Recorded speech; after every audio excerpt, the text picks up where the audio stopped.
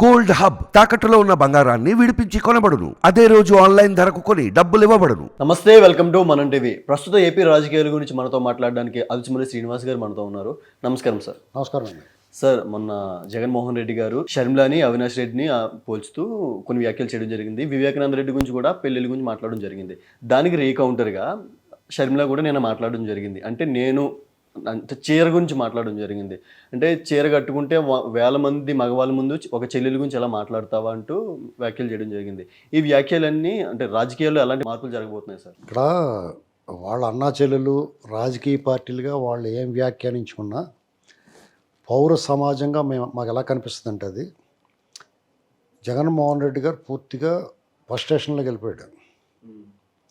తన పని అయిపోయింది అనేటువంటిది అతను స్పష్టంగా తెలుస్తుంది. మొన్నటిదాకా నమ్మలేదు అతను. వీళ్ళు చెప్తున్నారు కొంతమంది, మన పని అయిపోయిందయ్యా బాబు, కొంచెం జాగ్రత్తగా ఉండాలని చెప్తారు. అంటే మన అందరికీ కనిపించి చాలామంది ఏమనుకుంటారంటే జగన్మోహన్ రెడ్డి గారు చూడటానికి నంగిగా పిల్లలాగా చేతులు పిసుక్కుంటూ కూర్చుంటాడు, జబర్దస్త్లో రాకెట్ రాగవలాగానే. అది చూసి మనం ఇదేదో చాలా మంచోడేమో అనుకుంటాం. కానీ బిహైండ్ ది స్క్రీన్స్ ఆ రూమ్లోకి వెళ్తే అతను అసలు స్వరూపం అలా వికటాటహాసం చేసుకుంటా విలన్లు ఉంటారు, అలాగ ఉంటాడు యాక్చువల్గానే. దాంతో వాళ్ళకి చెప్పడానికి భయం వేస్తాయి. ఏం చెప్పాలన్నా భయం వేస్తుంది కదా అటువంటితోటి.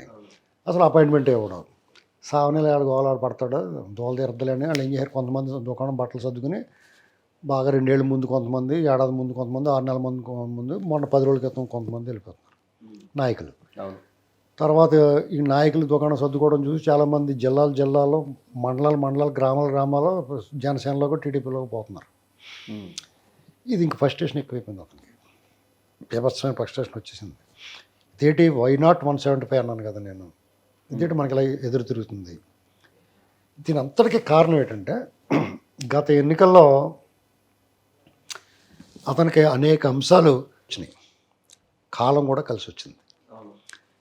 మోడీ గారు, పక్కన కేసీఆర్, గవర్నర్ నరసింహన్, ఐవైఆర్ కృష్ణారావు లాంటి రమణ దీక్షితులు, సౌందర్యరాజన్, పేరులోనే సౌందర్యం తప్ప మనిషిలో సౌందర్యం లేని చిలుకూరు బాలాజీ టెంపుల్ అర్చకుడు, ఇలాంటి వాళ్ళందరూ అతను పూర్తిగా సహకరించారు.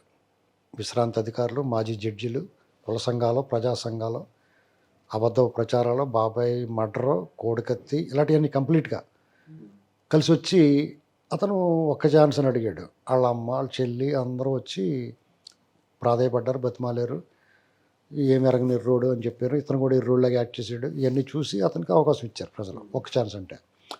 ఇదంతా తన గొప్ప అనుకున్నాడు. ఇక్కడ వచ్చింది లోపం.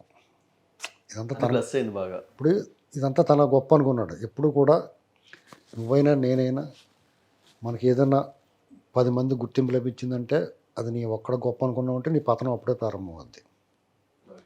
అది అతనికి తెలియకుండానే అతను ముఖ్యమంత్రి ప్రమాణ స్వీకారం మొదలెట్టిన కాడి నుంచి అతని పతనం ప్రారంభింది.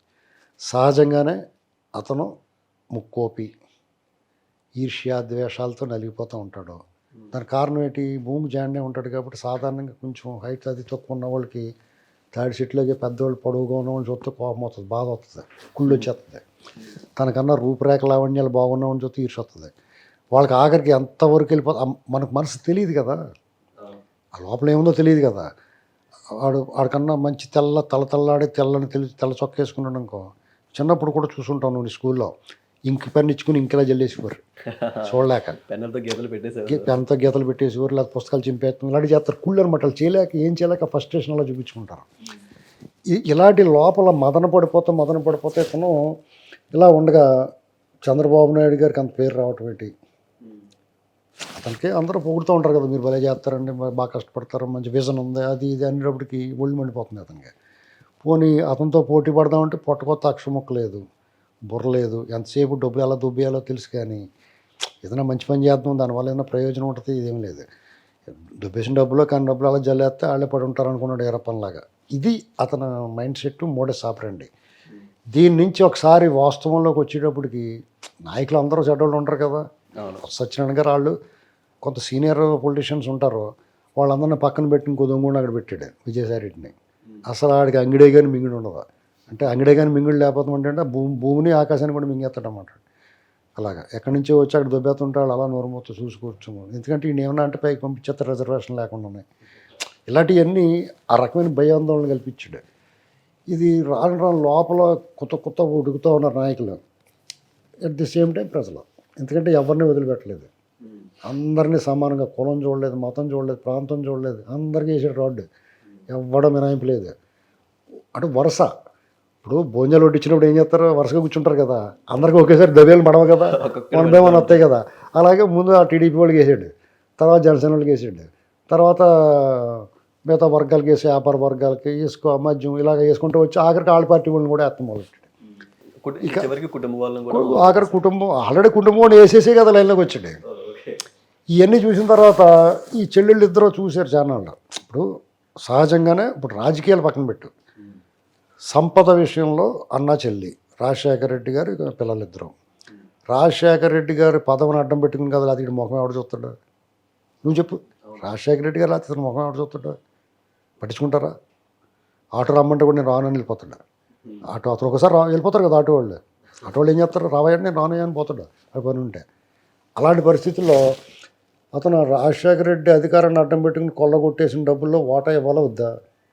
అలాగే అధికారం సంపాదించాడు, ఈ అమ్మాయి కూడా కష్టపడింది. అది మంచిగా చేయడానికి పక్కన పెట్టు, ఫస్ట్ వాళ్ళ దగ్గరికి వచ్చిన సంపదలో వాటా ఇవ్వాలి వద్దా? ఇవ్వాలి కదా. తను జైల్లోకి వెళ్ళాడు, శిక్ష అనిపించాడు కాబట్టి 2 వంతులు తీసుకుని ఒక వంతు ఇవ్వాలి కదా, అది కూడా ఇవ్వాలి. అలాగే అధికారం, తను కూడా పాదయాత్ర చేసింది, తను కూడా బాగా మాట్లాడింది అన్న తరపున, అన్న వదిలిన బాణాలని చెప్పింది, అతను చెప్పిన అబద్ధాలు ఈవిడ ఎండార్స్ చేసి చెప్పింది. మరి అప్పుడు రాజ్యాధికారం వచ్చింది కదా చేతిలోకి, నీకు కొంచెం ఆవిడకి మరి అందులో వాటా ఇవ్వాలి కదా అంత కొంత. కనీసం నువ్వు ఎంపీ ఇవ్వలేకపోయావు, ఎమ్మెల్యే ఇవ్వలేకపోయావు, మంత్రి ఇవ్వలేకపోయావు, కనీసం రాజ్యసభ పంపించవచ్చు కదా నువ్వు. అలాంటి ఏదో ఒకటి ఆవిడకి ఒక వాటా ఇవ్వాలి కదా. ఏం ఇవ్వకుండా పక్కనెట్టేస్తే కోపం వస్తే రాదా. చానాళ్ళు జనరల్గా వేరే పార్టీ వాళ్ళు ఏదైనా టికెట్ ఇవ్వకపోతే వేరే పార్టీకి షిఫ్ట్ అయిపోతారు. అలాగే ఆవిడకి అవకాశం లేదు, ఎన్నాళ్ళు భరిస్తుంది. సాధారణంగా ఆడపడుచుని అందరూ ఏదో రకంగా చూసుకుంటారు. నువ్వు చాలా బాగున్నావు అనుకో, మీ చెల్లెల్ని బాగా చూసుకుంటావు కదా, మీ అక్క చెల్లెల్ని బాగా చూసుకుంటావు కదా, మీ ఇంటికి వస్తే జాకెట్ కొట్టావు, లేకపోతే నీ స్తోమతుంటే చీర పెడతావు, లేకపోతే ఇంకా డబ్బులు పెడతావు, నీ ఇంకా స్తోమతుంటే వాళ్ళకి ఏం కావాలో అన్నీ కూడా చూస్తావు. ఆడబిడ్డ కంట్లో నీరు రాకుండా చూసుకుంటావు, నీ తోడ పుట్టింది కాబట్టి, అమ్మ తర్వాత అమ్మలాంటిది కాబట్టి. ఇది సహజంగా జరిగి మన దేశంలో మన కర్మ సిద్ధాంతం, మన సాంప్రదాయం ప్రకారం మనం అలా చూసుకుంటాం మన సోదరుల్ని. మతాలకు అతీతంగా అన్ని మతాల్లోనూ తన తోడబుట్టిన వాళ్ళ పట్ల అంత ప్రేమ అభిమానంతో ఉంటారు. ఇతను ఎందుకు ఈవిడి పట్ల అలా లేడు, ఎందుకు సొంత చెల్లెలు అన్న విభేదించింది అనేటువంటిది ప్రజల్లో ఒక ఆలోచన వస్తుంది. ఇది ఓ ఫస్ట్రేషన్ కారణం. ఎన్నాళ్ళో నేను చాలా మంచివాడిని, ఏమెరగని ఎర్రోడిని, నేను సన్నీబాబుని, అవినీతి అంటే ఏంటి అని అడుగుతాను, ఇలాంటి మాటలు ఎర్రి మాటలన్నీ మాట్లాడుతూ ఉంటే జనాలు నిజంగా గొర్రెలు ఉంటారు, ఖచ్చితంగా ఇలాంటి మాటలు నమ్మి కూడా ఉంటారు. లైక్ మైండెడ్, సేమ్ అదే భావజాలం ఉన్న వాళ్ళు ఉంటారు కొంతమంది, వాళ్ళు నమ్ముతారు. కానీ రాను ఇలాంటి వాళ్ళందరూ బయటకు వచ్చి మీరు అనుకున్నట్టుగా అతను నేను చాలా మంచోడు కాదు, దేశోద్ధారకుల సినిమాలో నాభూషణం లాంటి అని చెప్తారు. చెప్పినారు అంతే కదా. ఆ సినిమాలో లాస్ట్లో మాస్క్ తీస్తాడు విలన్, అలాగే అతను మాస్క్ తీసి దగ్గరికి వెళ్ళి చూసిన వాళ్ళు తెలుసు, ఓరు బాబు ఇటు విలనరా బాబు అనుకుంటారు. ఇవన్నీ తెలిసిన తర్వాత ఈ లోపల బాబాయ్ మర్డర్ కేసులో అప్పుడు ఆ పరిస్థితుల్లో ఇతనికి ఎంత ఉపయోగపడిందో ఇప్పుడు అంతా రివర్స్ అయిపోయింది. అతను రివర్స్ టెండరింగ్ కాబట్టి అతని సిస్టమ్ ప్రకారమే ఇప్పుడు రివర్స్ అవుతుంది అని మీకు దళిత సమాజం రివర్స్ అయింది, చిరు వ్యాపారులు, మిడిల్ క్లాస్ ఫ్యామిలీస్ రివర్స్ అయ్యారు, ఎలైట్ పీపుల్ ఉంటారు కొంతమంది, వైశ్యాస్, బ్రాహ్మిన్స్, చదువుకుని ఉద్యోగాలు చేసి రిటైర్ అయ్యి ప్రశాంతంగా ఉండాలిరా బాబు అనుకుని వాళ్ళు ఉంటారు. వాళ్ళందరూ కూడా ఈ గోలెటరా బాబు అనుకుని వాళ్ళు రివర్స్ అయిపోతున్నారు. అలా ప్రతి వాళ్ళు టీడీపీ వాళ్ళు అలాగే రివర్స్లో ఉంటారు. కొత్తగా శత్రువులు ఏమైనా తెచ్చుకున్నాడు, జన సైనికుల్ని. అనవసరంగా పవన్ కళ్యాణ్ గారిని 3 పెళ్ళిళ్ళు నీకు ఎందుకు, 3 పెళ్ళి 30 చేసుకుంటే నీకు ఎందుకు, నీకు అవసరం ఏంటి? అవునే కదా, నీకు చేతనైతే నీకు కుదిరితే నువ్వు చేసుకో, అతనే లేగలు కదా. ఇప్పుడు 10 ఇళ్ళు పెట్టి 10 ఏళ్లలో 10 మందిని పెట్టుకుని కూర్చోట్లేదు కదా, అతను పెళ్లి చేసుకున్నాడో కుదరలేదు, అది లీగల్. పవన్ కళ్యాణ్ గురించి అంటే వేరే పార్టీ ఓకే మాట్లాడంటే అర్థం ఉంది, సొంత ఇంట్లో చిన్న ఇప్పుడు వాళ్ళ చిన్నాన్ని వాళ్ళే చంపేశారు అనేటువంటి స్పష్టంగా ఆ చంపేసినట్టు చెప్తున్నాడు. ఇప్పుడు కొత్తగా అతను ఏం బాంబు పేల్చాడు, ఇతనే ఫోన్ చేసి నీకు ఎందుకు పర్లేదు నేను ఉన్నాను వేసేయమని చెప్పాడని చెప్తున్నాడు కదా. రేపో మాపో అది గూగుల్ టేక్అవుట్ ద్వారా ఇతను మాట్లాడిని అన్నీ కూడా వచ్చేస్తాయి రేపు. గ్యారంటీకి సునీత ఆ బాంబు పేలుతుంది ఒక వారం రోజులాగు, ఎలక్షన్ ముందు కరెక్ట్గా దడేయాలి మనం పేలుతారు వాళ్ళు, ఉక్కు విక్కిరి అయిపోతారు. ఎందుకంటే ఇదంతా షార్ట్ షీట్లో కదా, అది అంతానే దస్తగిరి తను మాట్లాడాడంటే ఆల్రెడీ సిబిఐలతో మాట్లాడిందే మనకు చెప్తున్నాడు. అంతవరకు ఓ మొక్క ఆపి మిగతాదంతా రిలీజ్ చేశారు వాళ్ళు ఇప్పుడు వరకు ఉన్నాయి. ఇన్నాళ్ళు మనం సూత్రధారి అవినాష్ రెడ్డి అనుకుంటున్నాం, కాదు అతను పాత్రధారే. సూత్రధారులు ఇంకొక ఇద్దరు ఉన్నారు, అంతపుర రహస్యం అలాగే ఉంది. ఇంకానే అది దడేరుమని తలుపులు తెరుచుకుంటే ఆ అరుంధతి సినిమాలో తలుపులు తెరుచుకున్నట్టు తెరుచుకుంటుంది. అందులోంచి ఆ పశుపతి వస్తాడు బయటికి, అర్థమైందండి. కాబట్టి ఆ ఫస్ట్రేషన్ ఎక్కువైపోయింది. అంటే ఇక అబద్ధమాడటం లేదు, ఎవరి మీద తోసేయటం లేదు, ఇక్కడ బొమ్మ అంతా బయటకు వచ్చేసింది. ఇప్పుడు ఏం చేసినా కానీ చంద్రబాబు చంద్రబాబు చంద్రబాబు అంటూ ఉంటాడు ఆయన. ఆ బాబాని చంపేసి కుట్లేసి రక్తం తుడిసి ఆ చేతులు పట్టుకొని చంద్రబాబు గారు బట్టలు తుడిచారు. వాళ్ళు కూడా ఎర్రోళ్ళలో చూసుకున్నారు తప్ప ఇది ఎర్ర బాబు అని చెప్పేసి వాళ్ళు గ్యాగ్ గట్ట తెచ్చారు. పైగా మాట్లాడుకున్నారు, కోర్టులు కూడా గ్యాగ్ గట్ట ఇచ్చేస్తాయి, మాట్లాడకుండా మీరు అట్ట రేటో. కానీ ఎలక్షన్లో మరి ఈ మాట్లాడకపోతే ఇటు దొంగోడండి, ఇటు అంతకుడండి, ఇటు దుర్మార్గుడండి, ఇటు నీచుడండి, నికృష్టుడండి చెప్పకపోతే ప్రజలకు ఎలా తెలుస్తుంది? వాళ్ళు మాట్లాడద్దు ఏంటి? ఇది చాలా విచిత్రంగా ఉంది. ఇలాంటి పరిస్థితుల్లో ఆ ఫస్ట్రేషన్ పీక్స్కి వెళ్ళిపోయింది. ఓ పక్కన చెరుకో పక్కన పీక్కు తినేస్తున్నారు, ఇంకో పక్కన వాళ్ళ బాబాయ్ వివేకానంద రెడ్డి గారు ఆత్మరూపంలో ఇక్కడే తిరుగుతున్నాడు చుట్టూరుని. ఎప్పుడైతే వీళ్ళందరికీ శిక్ష పడద్దో అప్పుడే ఆయన మన సినిమాలో డిజిటల్ అలా ముక్కల ముక్కల కింద అలా మాయమైపోద్ది, అలాగే అవుతాడు. అప్పుడు దాకా ఇక్కడే ఉంటాడు. ఆ తాడేపల్లి చుట్టూరు తిరుగుతూ ఉంటాడు, పులివెందుల చుట్టూరు తిరుగుతూ ఉంటాడు. ఇది అయ్యే వరకు ఆయన మనం ప్రజలు వాళ్ళు సహకరించకపోయినా న్యాయ వ్యవస్థలో న్యాయస్థానాల్లో ఆయనకి ఎంత జాప్యం చేసినా రేపు ప్రజా కోర్టులో జగన్మోహన్ రెడ్డి గారు శిక్ష పడేదాకా వాళ్ళు ఊరుకోరు. కాబట్టి అతను ఈ రకమైన వాదనలో దిగాడు. చంద్రబాబు గారు ఉన్నాడు, పసుపు చీర కట్టుకుంది, దిశ కేసు పెట్టాలనుకున్నాను. ఒక మహిళని సొంత చెల్ల దగ్గర బంధుత్వం పక్కన పెట్టు, ఒక మహిళని ఒక పార్టీ రాష్ట్ర శాఖ అధ్యక్షురాలని బహిరంగ సభలో నువ్వు పలానా చీర కట్టుకున్న అసలు వాళ్ళ అంక చూసి సైగ చేస్తేనే కేసు పెట్టాలి. చట్టాలు అంత కఠినంగా ఉన్నాయి. అటువంటిది అతని మీద ఇమ్మీడియట్గా ఎలక్షన్ కమిషన్ ఏం పీకుతుంది, చీఫ్ సెక్రటరీ ఏం పీకుతున్నాడు, ఏంచిన ఏడ్చిన పప్పు తింటా కూర్చున్నాడా? తప్పు కదా ఇది, కేసు పెట్టద్దా అతని మీద? ఒక పసుపు చీర కట్టుకుంటే పసుపు చీర కట్టుకోకూడదా? నిషేధం ఏమైనా ఉందా? పసుపు మీద బ్యాన్ ఉందా? నిన్నటిదాకా నీ పేపర్కి ఏం కలర్ ఉంది? అదొకటి. లేకపోతే పుష్పగుచ్చం ఇవ్వకూడదా? గులాబీ పూలు లేకపోతే రకరకాల పువ్వులు ఉంటాయి. ఆవిడ వాళ్ళ ఇంట్లో శుభకార్యం జరుగుతుంది, నువ్వంటే శుభకార్యాలకు వెళ్ళవు. ఆ శుభకార్యాలకు వెళ్ళి ఎరునవ్వు నవ్వమంటే నవ్వుతావు తప్ప శుభకార్యాలకు వెళ్ళి నవ్వమంటే నవ్వవు. నీ సొంత చెల్లెళ్ళు నీ మేనళ్ళ పెళ్ళికి నేను రమ్మని పిలుస్తానికి వెళ్తే ఇన్ని ఆంక్షలు పెట్టారు అక్కడ. ఇవన్నీ ప్రజలు కళ్ళు ఎన్నాళ్ళు కప్పగలుగుతారు, మీరు ఎన్నాళ్ళు అబద్ధాలు అడగలుగుతారు? ఇవన్నీ చూస్తున్నారు ప్రజలు, గమనిస్తున్నారు. నీ క్యారెక్టర్, నీ పద్ధతి, నీ వ్యవహారం, నీ మోడే సాపరాన్ని అంతా కూడా ప్రజలకు పూర్తిగా అర్థమైపోయింది. ఎవరిని కదిపినా నీ బొమ్మ చెప్తున్నారు వాళ్ళంతా. ఆవిడ వాళ్ళ నాన్నగారు స్నేహితుడు, సుదీర్ఘంగా రాజకీయంగా అనుబంధం ఉంది. చంద్రబాబు నాయుడు గారి క్యారెక్టర్ ఏంటంటే రాజకీయాలు వేరు, బంధుత్వం స్నేహం వేరు. ఆయన ఎప్పుడు కూడా ఎవరిని పల్లెత్తి మాట అన్నాడా?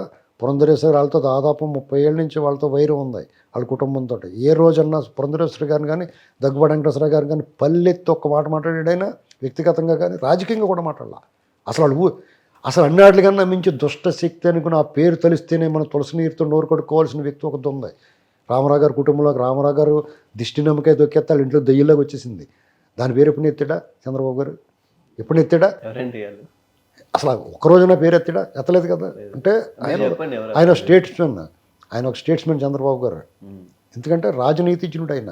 ఎందుకంటే ఇలాంటి వ్యక్తిగత విషయాల్లోకి వెళ్ళకూడదు, మహిళలను కించపరచకూడదు అనేటువంటి వ్యక్తి. ఆయన ముందు సూర్యుడి ముందు దివిటీలాగా వెలవెళ్ళపోతా ఆయన ఆజానుభావుడు, నువ్వు భూమి జానుడు, ఇవన్నీ చూసి కుళ్ళిపోయి ప్రతి దానికి చంద్రబాబు చంద్రబాబు అని చెప్పేసి తెలుగుదేశం వాళ్ళు ఆ నామం జపం చేస్తున్నారు లేదో తెలియదు, కానీ జగన్మోహన్ రెడ్డి గారు చేస్తున్నారు. అత్యంత నీచంగా, నికృష్టంగా, జుగుప్సాకరంగా వాళ్ళ చేత మాట్లాడిస్తున్నాడు, తను వ్యవహరిస్తున్నాడు. ఇది వెళ్ళింది, అందంగా మర్యాదగా పిలిచాడు ఇంట్లోకి. వాళ్ళ స్నేహితుడు కూతురు తప్పకుండా పెళ్ళికి వస్తాన్నాడు, వెళ్ళాడో లేదో తెలియదు, మొత్తం మీద ఆశీర్వదించి పంపించాడు. తప్పే ఉంది ఇందులో? నువ్వు వెళ్ళలేదా రామోజీరావు గారి దగ్గర నిత్యం ఆయనతోటి దెబ్బడి కూడా ఇంచుమించు మోకాళ్ళ మీద కూర్చున్నట్టు కూర్చున్నాం. కేసీఆర్ గారు కాళ్ళదన్నం పెట్టలేదా? విజయసాయిరెడ్డి వెళ్ళి ఒకళ్ళు ఎముకలు ఇరిపోయేలా కౌగులించుకోలేదా? ఇవన్నీ అంటే నువ్వు కేసీఆర్ చేసి కుట్ర చేయలేదా గత ఎన్నికల్లో? రాజకీయాలంటే మీకు అప్పభావన ఆడకం కింద మీరు ఆడుతున్నట్టు కాదు కదా. రాజకీయాలంటే డెఫినెట్గా ఎత్తులు పేరుతుంటే నిన్ను ఎలా ఓడించాలని చూస్తారు వాళ్ళు, నిన్ను బద్నాం చేయడం చూస్తారు, నిన్ను ఈటి సాతలు పడటం చూస్తారు వాళ్ళు. ఎవరన్నా ట్రై చేస్తారు. నువ్వు దానికి తగ్గట్టుగా ఉండాలి తప్ప అన్ని అబద్ధాలు పడుతుంది. వైనాట్ 175 ఏమైపోయింది? వైనాట్ కుప్పం అన్న అప్పం పప్పం అంటున్నారు. ఇప్పుడు కుప్పం గురించి మాట్లాడితే నీ పులివెందులు చూసుకో పరిస్థితి. అసలు నువ్వు పులివెందులు నీ కులకోట దాటి బయట రావయ్యా. ఫస్ట్ నీ కులకోటలో కూర్చుని రామాలేటి రాయమండి రా, అయిపోయింది టైం, అది కూడా అయిపోయింది. ఎన్నిసార్లుగా సిగ్గులేదు వాళ్ళకి. ఈ రాష్ట్రం అంతా నేను అది చేశాను, రాబిన్ హుడ్లని పంచి పెట్టేసినట్టు నువ్వు ఎక్కడన్నా పోటీ చేసి గెలవాలి. ఎందుకు నీ కొలకోట దాటి ఇంత రావట్లేదు, డిపాజిట్లు పోతాయనా? అంటే వీరి దగ్గరికి వస్తే గెలరంటారు అయితే? ఖచ్చితంగా గెలవడం, అక్కడే గెలవడం. ఇప్పుడు ఇంకా మీరు గెలుచడం ఉన్నారా? ఎలా గెలుతాడే? ఒకవేళ గెలిచేయంటే ఆ ప్రజలందరితో వాళ్ళందరికీ చికిత్స చేయించాలా, మొత్తం అందరికీ సామూహిక పెద్ద గ్రౌండ్లో హాస్పిటల్ పెట్టి వాళ్ళందరికీ వైద్యం చేయించాలా. ముక్కల కింద నరికేసి గుండెల మీద కాలుతో తొక్కిపెట్టి మోకాలతోటి గొడ్డలు ఇచ్చిన ఏట్లు వేసేసి గుండెల మీద గుద్దేసినోడికి అలా చేయించినోడికి ఓట్లు వేస్తారా? ఓట్లు వేసారంటే ఈ సమాజం ఏమైపోతుంది? రేపొద్దున్న దీన్ని ఎగరేసి నరిగితే నిన్ను ఎవడు పట్టించుకుంటాడు? అటువంటి వాడి చేతిలో రాష్ట్రాన్ని పెడితే ఏమైపోతాం మనం? అటువంటి వాళ్ళు సమాజం బహిష్కరించాలా, మనం అందరూ బహిష్కరించాలా, సామూహిక బహిష్కరణ చేయాలా. ఇవన్నీ మానేసేసి మనం ఇంకా నువ్వు చాలా సూపరు అది ఇది అని మాట సిగ్గు లేకుండా ఉన్నాయి. అతను పద్ధతైన పరిపాలకుడై పనివాడై ఉండి రాష్ట్రం కోసం కష్టపడేవాడై ఏమైనా చిన్న చిన్న తప్పులు ఉంటే క్షమించవచ్చు. అంతేగాని మొత్తం ఒళ్ళంతా సిల్లే కదా నీకు, అన్ని తప్పులే కదా. ఒక్కడంటే ఒక్క మంచి నువ్వు చెప్పు ఇప్పుడు ఇలా పలానా మంచి పని చేయడం చెప్పు, నువ్వు చెప్పు ఇప్పుడు ఒకటి చెప్పు ఇది చేసాడని చెప్పు, అది తప్పు కాదని 100 చెప్తాను. అది చేసిన తప్పు. సంక్షేమం ఎవడు చేయడు? వాడు బాబు సొమ్ము చేస్తున్నాడా చెప్పు? ఎవడు చేసిన వాళ్ళు బాబు సొమ్ము చేయరు. వాళ్ళు ఆస్తి అమ్మేసేని పెట్టాడా?